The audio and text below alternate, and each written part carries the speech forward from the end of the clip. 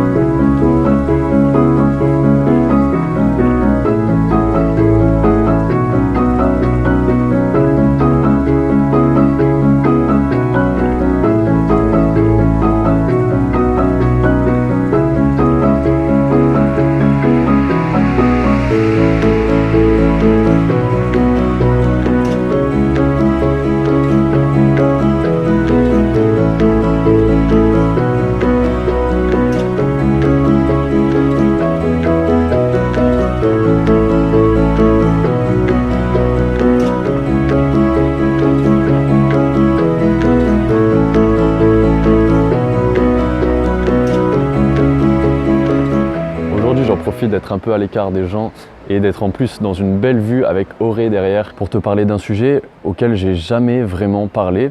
Tout simplement, c'est ma passion pour l'automatisation. L'automatisation, c'est tout simple, c'est le fait de mettre des machines ou des choses à ton service, tout simplement. Et moi, j'ai toujours été passionné de ça. Ça a commencé très tôt sur Minecraft. Je ne sais pas si tu connais ce jeu, en fait, où tu arrives sur un monde où tu n'as strictement rien. Donc, tu te construis une hache pour couper du bois, tu te construis une pioche pour prendre de la pierre, pour aller chercher des minerais, pour te battre contre des animaux, tout ça. Et c'est un petit peu représentatif du monde normal. Et il y a un truc qui s'appelle la redstone dans ce jeu. Et c'est en fait c'est un truc similaire à l'électricité. Et moi, très tôt, en fait, je me suis intéressé à tout ça pour automatiser un petit peu tout mon monde. Donc c'est-à-dire que par exemple, j'avais juste à appuyer sur un bouton et par exemple, ça allait tuer des cochons pour me faire de la viande, pour que je puisse me nourrir correctement, facilement. Et voilà, il y a plein d'autres systèmes comme ça, plus ou moins automatisés, et qu'il me suffisait juste en fait de laisser allumer ma console toute la nuit et ça me récoltait des trucs pour moi sans que j'ai rien à faire.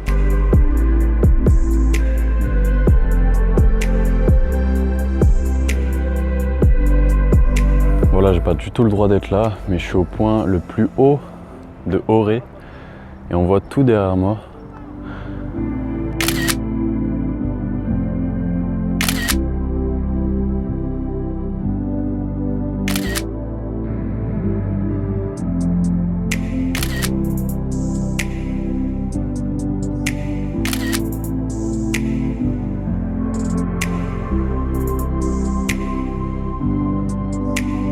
Bon là ce que j'ai fait si t'avais pas suivi c'est que tu sais il y avait mon allume-cigare qui avait déraillé, qui avait tout fait flamber. Donc du coup j'avais changé le fusible et j'avais commandé un deuxième allume-cigare, une sorte de grosse boîte allume-cigare que j'avais commandé dans un point relais sur Amazon qui se trouve à Vannes et là je suis à Auray. Donc du coup je vais devoir retourner à Vannes et on se retrouve directement dès que j'ai le boîtier d'allume-cigare pour te montrer. Yes, ça y est, enfin. Bon, on va faire un petit unboxing. Hop, voilà ce que j'ai acheté.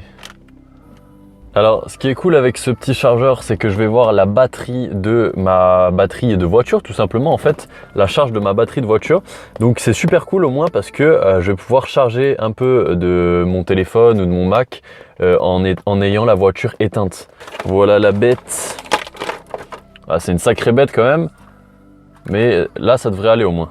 Je pense que je devrais plus avoir de problème. Alors regarde, tu vois, je l'ai attaché juste là, il est collé en fait, et après là il y a un support que je peux venir détacher comme ça, donc je peux le récupérer comme ça. Hop, ça je crois que c'est aimanté, donc c'est le top.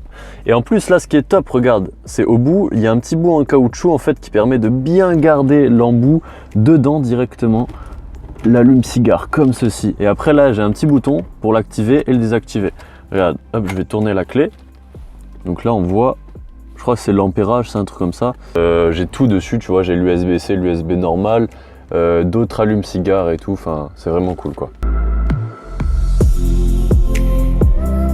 Je suis à peine arrivé, et regarde ce qu'il y a derrière la Super C1. Magnifique, déjà. Et devant, n'en parlons pas, regarde un peu. Waouh, waouh, waouh.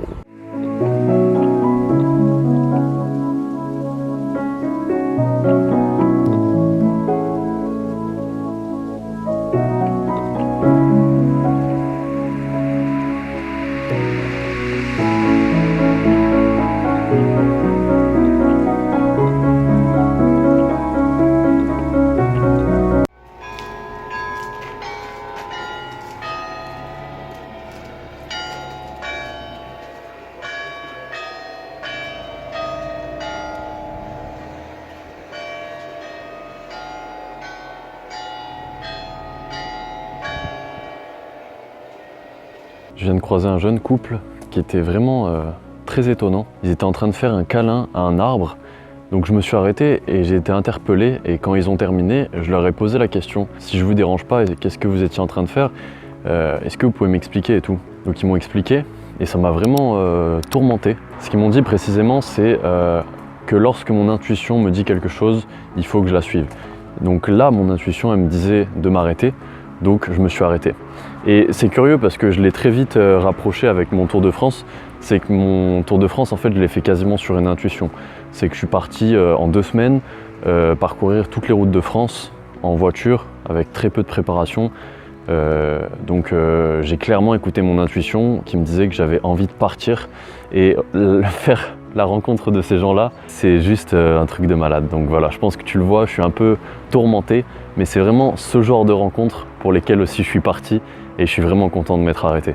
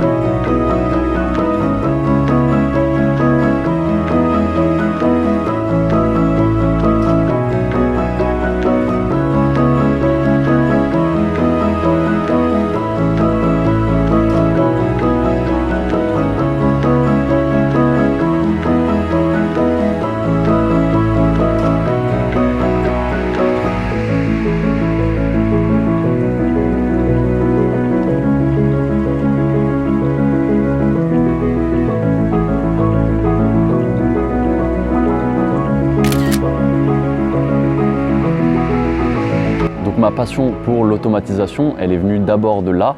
Et puis après, j'ai essayé en fait tout au long de ma vie de la retranscrire un petit peu dans le monde normal, dans ma vie réelle. Et bon, c'est vrai que c'est plus ou moins difficile, mais j'ai toujours réussi, par exemple, au niveau des jeux. Au niveau des jeux vidéo, j'ai toujours réussi plus ou moins à automatiser, donc à installer des applications, à craquer un petit peu les téléphones ou à craquer les PC ou à installer des plugins, tu vois, qui travaillaient pour moi. Donc tout ça, en fait, je me rends compte qu'aujourd'hui, je suis dans l'entrepreneuriat, c'est pas pour rien. Moi, j'ai vraiment envie d'avoir une entreprise qui travaille pour moi et non l'inverse, non de travailler pour mon entreprise. Toute ma vie à 70 heures par semaine, c'est pas mon objectif. Donc en gros, moi, je considère que toutes les automatisations que j'ai mises en place, c'était un petit peu mes employés. Et quand tu le vois comme ça, en fait, ça change absolument toute la donne. Tu te dis plus que tu as juste automatisé un jeu pour avoir plus de gemmes ou avoir plus de ressources ou je ne sais quoi. Non, tu te dis, tu as mis en place un employé qui fait ça pour toi, tu vois.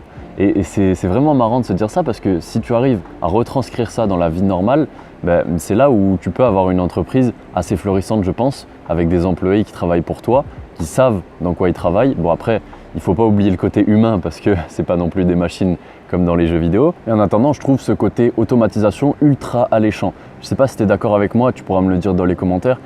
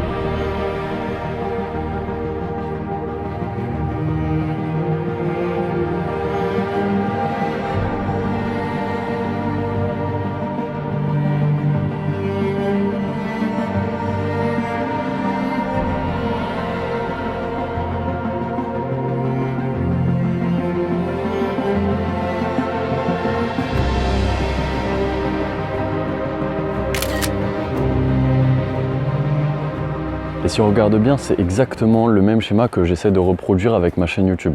J'essaye en fait d'optimiser absolument toutes mes vidéos pour qu'elles durent le plus longtemps possible dans le temps. J'essaye d'utiliser des sujets de vidéos qui sont intemporels, donc qui vont être recherchés dans le temps en fait, qui vont être recherchés par exemple en 2015, en 2020, en 2025, en 2030, peu importe. Et j'essaye aussi d'optimiser tout ce qui est référencement, donc pour qu'on voit la vidéo le plus souvent possible quand on fait la recherche. Donc moi, c'est ce que j'appelle les investisseurs de vidéos. Les investisseurs de vidéos, en fait, ils mettent en ligne une vidéo qui va travailler pour eux pendant des mois, voire des années et des années. Tout ça pour leur chaîne YouTube et tout ça gratuitement. A few moments later. Ok, je viens d'arriver à mon spot, j'ai directement déployé ma tente parce que ça fait des jours et des jours qu'elle est trempée, elle doit en avoir ras-le-bol. Et là, regarde, je suis dans un champ tout seul, clairement. Sur ce, bonne soirée.